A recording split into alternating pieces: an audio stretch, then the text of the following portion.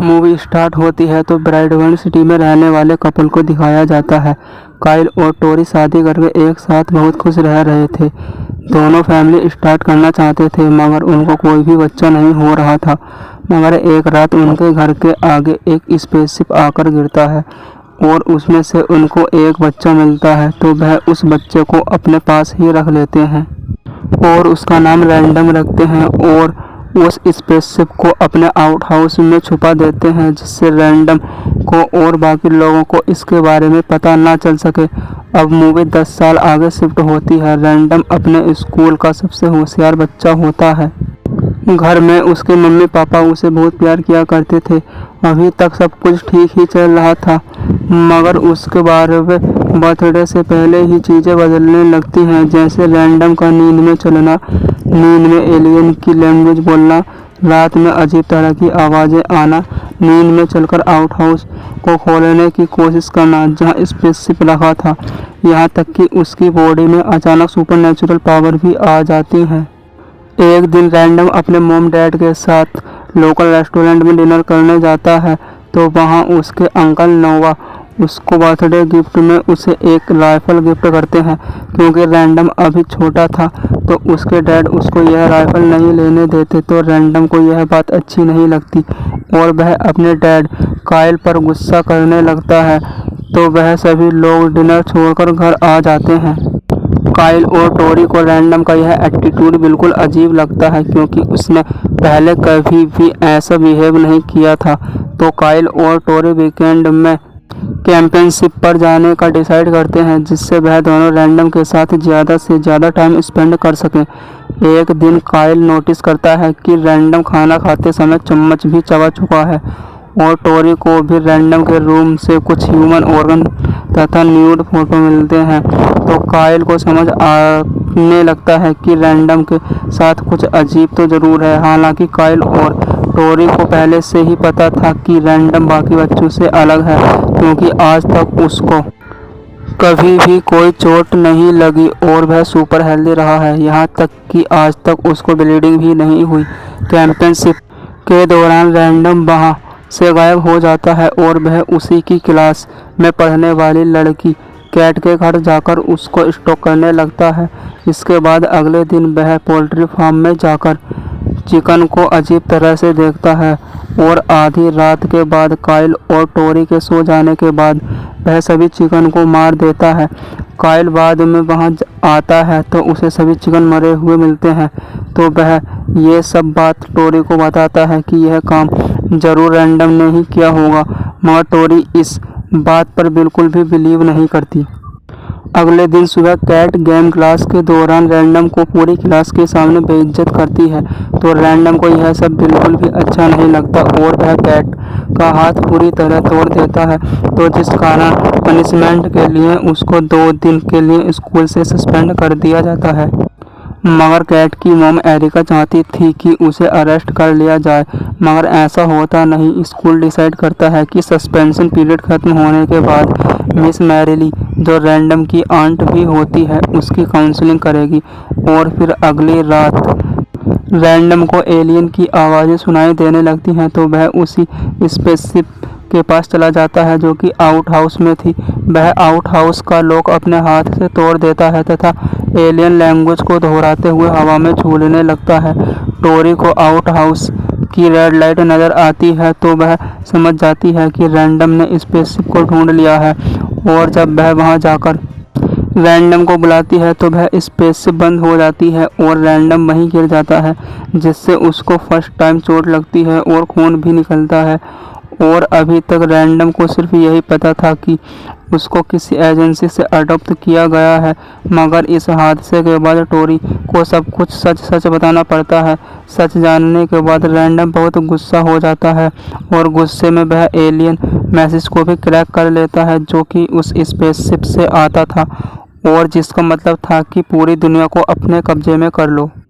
और अब इसके बाद रैंडम कैट के घर चला जाता है और उसको बताता है कि वह कितना ज़्यादा स्पेशल है और यह बात मुझे आज ही पता चली है और जल्द ही मैं इस दुनिया को अपने कब्जे में कर लूँगा। और जब कैट डरते हुए बताती है कि उसकी मॉम ने उसे तुमसे मिलने के लिए मना किया है। तो रैंडम को उसकी मॉम पर बहुत गुस्सा आता है और वह उस रेस्टोरेंट में पहुंचता है जहां कैट की मॉम काम किया करती थी। क्लोजिंग टाइम होने के कारण उस रेस्टोरेंट में कैट की मॉम के अलावा कोई भी नहीं होता है। रैंडम उसको पहले बुरी तरह डराता है तथा बाद में उसको मार देता है और जब सुबह को पुलिस वहां आकर इन्वेस्टिगेशन करती है तो वहां उसे कैट की मॉम की बॉडी तो नहीं मिलती, मगर वहीं एक शीशे पर एक अजीब तरह का सिंबल बना होता है। और अब स्कूल में मैरिली रैंडम की काउंसलिंग करती है तो उसको रैंडम के बिहेवियर में कोई भी चेंज नहीं नज़र आता और न ही वो गिल्टी होता है कैट के हाथ को तोड़ने के लिए। तो मैरिली रैंडम को बताती है कि तुम यह सब अपडेट करना होगा कल पुलिस और अपने पेरेंट्स को। अब इसके बाद रैंडम रात को अपना आंट मैरिली के पास जाता है और उसको धमकी देता है कि तुम्हारे लिए यह सब अच्छा नहीं होगा यदि तुम पुलिस या मेरे पेरेंट्स को मेरे बारे में बताओगी। तो मैरिली उसको घर से जाने के लिए कहती है और दरवाज़ा बंद कर लेती है। और अब इसके बाद रैंडम के अंकल भी आ जाते हैं और वो रैंडम को क्लोजेट में छुपता हुआ देख लेते हैं और वह रैंडम को डांटते हैं और वो रैंडम को उसके घर छोड़ने के लिए ले जाने लगते हैं, मगर रैंडम अपने अंकल पर ही हमला कर देता है और उनको बहुत ही बेदर्दी से मार देता है तथा उनके ब्लड से सड़क पर एक सिंबल बना देता है। और अब अगले दिन काइल और टोरी रैंडम को उसके अंकल नोवा की मौत की सैड न्यूज़ सुनाते हैं, लेकिन रैंडम को इससे कोई फर्क नहीं पड़ता। काइल और रैंडम पर पहले से ही शक होता है, लेकिन जब मेलिनी काइल को बताती है कि रैंडम रात को उसके घर आया था तो काइल का शक यकीन में बदल जाता है। तो काइल रैंडम को सब कुछ सच सच बताने के लिए कहता है, मगर रैंडम काइल को बहुत तेज धक्का देकर वहां से चला जाता है। रैंडम की सुपर नेचुरल पावर देखकर काइल श्योर हो जाता है कि ये जो कुछ भी हो रहा है यह सब रैंडम ही कर रहा है। तो काइल रैंडम का रूम चेक करता है तो उसको उसके रूम से एक शर्ट मिलती है जिस पर नोवा का खून लगा होता है। तो वह यह सब बातें वह टोरी को बताता है, लेकिन टोरी काइल की बात पर बिल्कुल भी बिलीव नहीं करती है। लेकिन काइल यह भांप चुका था यदि रैंडम जिंदा रहेगा तो वह बाकी लोगों के लिए भी खतरा बन सकता है। तो वह रैंडम को शिकार के बहाने ट्रिप पर लेकर जाता है और उसको मारने की कोशिश करता है। वह उसको अपनी गन से शूट करता है, लेकिन गोली उसका कुछ भी नहीं बिगाड़ पाती।